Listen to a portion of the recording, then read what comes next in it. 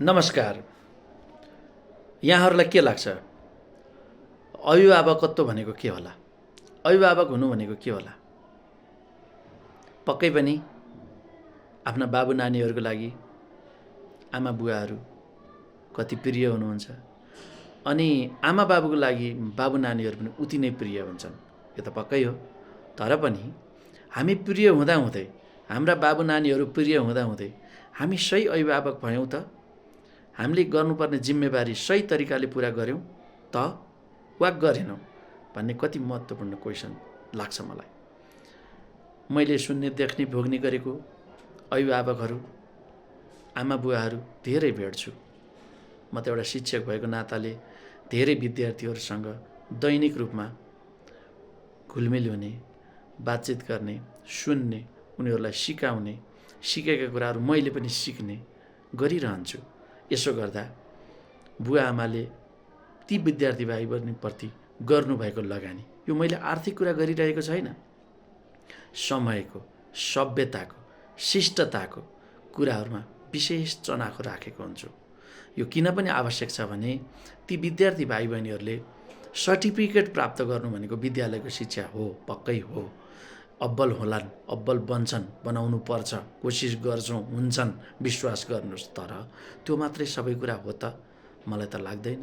त्योभन्दा धेरै कुरा पछाडि लुकेको छ। सभ्यता, शिष्टता, आचरण, सही आचरण। तसर्थ यी कुराहरूमा हामीले भन्ने गरेका, हामीले सिकाउने गरेका कुराहरूसँग हाम्रो व्यावहारिक शिक्षा कति जोडियो, मेरो जीवनसँग कति जोडिन्छ, हामीले कसरी जोडिरहेका छौँ भन्ने कुरा महत्त्वपूर्ण हुन्छ भन्ने मलाई लाग्छ। सही अभिभावकत्व हुन त यहाँहरूले शिक्षाको जिम्मेवारी के, तपाईँले गर्नुभयो के भन्न पनि सक्नुहुन्छ। पक्कै हो, हामीले पनि प्रयास गर्नुपर्छ। हामी सबै राम्रो जान्ने, हामीले गरेको ठिक, तपाईँले गरेको बेठिक भन्न मैले खोजेको चाहिँ होइन। तर हामी दुवैको काम असल नियतले, असल चरित्रले, असल सिकाइबाट हुनुपर्छ भन्ने कुरासँग जोडिएको हुँ। विशेष हाम्रा बाबु नानीहरूलाई दैनिक रूपमा के कसरी हुर्काउनुपर्छ, कसरी सिकाउनुपर्छ भन्ने कुरामा हामी 24 घण्टा, मेरो पेसा, धर्म, कर्म एउटै भएको हुनाले त्यही क्षेत्रमा लागेको छु। केही रूपमा भए पनि विद्यार्थी बुझ्ने प्रयास गरेको छु। तसर्थ यी विद्यार्थी हेर्दै गर्दा अभिभावक कस्तो हुनुपर्ने, कस्तो भइदिनु भयो भने अझै राम्रो हुन्छ होला भनेर ती विद्यार्थीहरूलाई हुर्काउँदै गर्दा, यहाँका बाबु नानीहरूलाई हुर्काउँदै गर्दा, एकाडेमिकल्ली हुर्काउँदै गर्दा कस्तो अभिभावक भइदिनु भयो भने विद्यार्थी भाइ बहिनीहरू अझै राम्रो हुन्थ्यो होलान् भन्ने कुराको चिन्तन, मनन भएर यहाँसम्म आइपुगेको हुँ। पक्कै पनि अभिभावक हुनु साह्रै कठिन काम छ।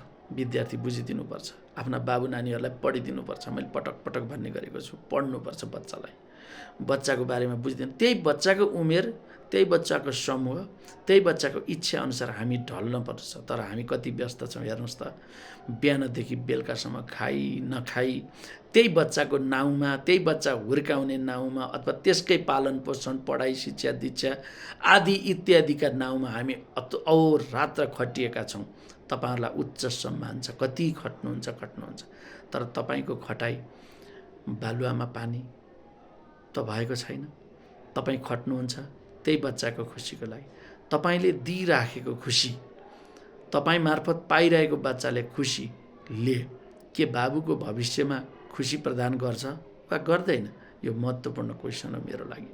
तसर्थ यस्तो खुसी दिनुहोस्, भलै त्यो कठिन होस्, तर त्यो खुसी जीवन्त रहोस्, जीवनकाल रहने खुसी पो खुसी।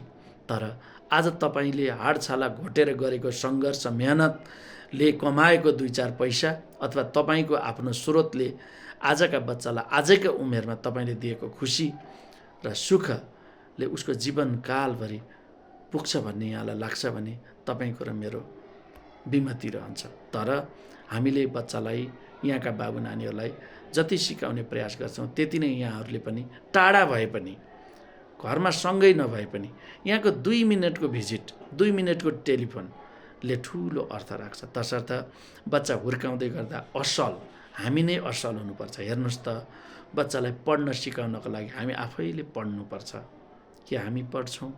बच्चालाई बुझ्नुपर्छ। हेर्नुहोस् त, बच्चा हुर्काउँदै गर्दा कति कुराहरू सिकेको हुन्छ, तपाईँले कति बच्चा हुर्काउनु भयो कुन्नी? बच्चा हुर्किँदै गर्दा ऊ वर्ष, महिना, दिन वृद्धि हुँदै जाँदा उसमा कति परिवर्तनहरू आउँछ हेर्नुहोस् त। गहन रूपले त्यसलाई अध्ययन गर्नुहोस् त।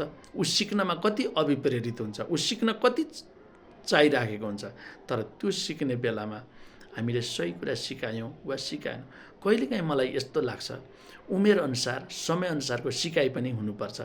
तर आजभोलि कुनै कुनै कुराहरू उमेरभन्दा अगाडि, चाहिनुभन्दा अगाडि, चाहिनेभन्दा बढी, चाहिनेभन्दा बेसी सूचना तथा सञ्चारको गतिविधि विकासले पनि होला अगाडि पुग्दा सिकाइ चाहिँ पछाडि परेको पो हो कि भन्ने मलाई लाग्छ। तर यसमा हामीले कसैलाई दोष दिएर पन्छिन मिल्दैन। तर हामीले ती कुराहरूलाई रियलाइज गराइदिनुपर्छ भन्ने मलाई लाग्छ।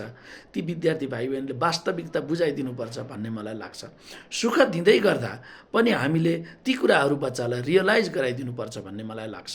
तसर्थ हामीले सक्छौँ यदि भने बाबु नानीहरूलाई हुर्काउँदै गर्दा ती बाबु नानीहरूलाई असल हुन, सफल हुन दुःख, मेहनत र आफूको निरन्तर प्रयास जारी रहनुपर्छ। अन्यर्थ सफलता सजिलै टिप्न सकिने आँप होइन भनेर बुझाइदिनु पर्छ भन्ने लाग्छ। असल अभिभावकत्वको लागि केही कुराहरू लिएर आउनेछु, प्रतीक्षा गर्नुहोला। धन्यवाद।